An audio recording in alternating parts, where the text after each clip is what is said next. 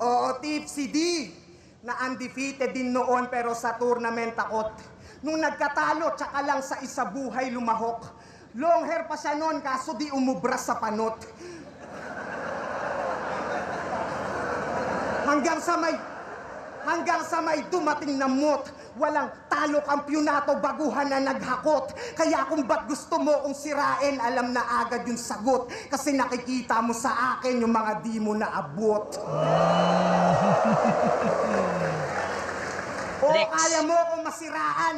Pabor sa'yo, mas mangibabaw. Kasi huli kong mga laban, sa ibang liga pa dumalaw. Maaangkin mo tong tahanan na parang di ako kahalaw. Pero yung titulo, sa pangalan yun ang di mo mananakaw.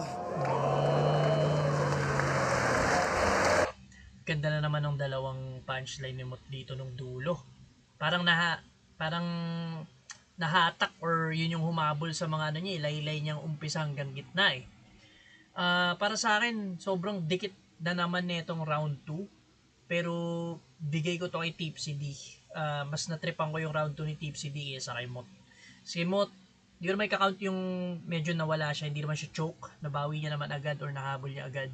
Yung ano niya lang, knockout angles, tapos yun nga, yung politician bars niya, para lang i-ano niya na naman yung knockout ni Tipsy D, mapasok niya yung Thief CD.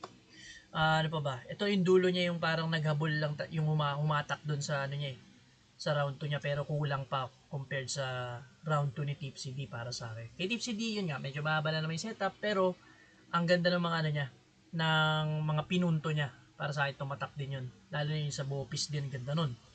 Parehas silang malakas eh. So kumbaga dikit round 1 dikit, Mot ako doon. Round 2 dikit pa rin, Tipsy D naman ako. Panoorin natin round 3.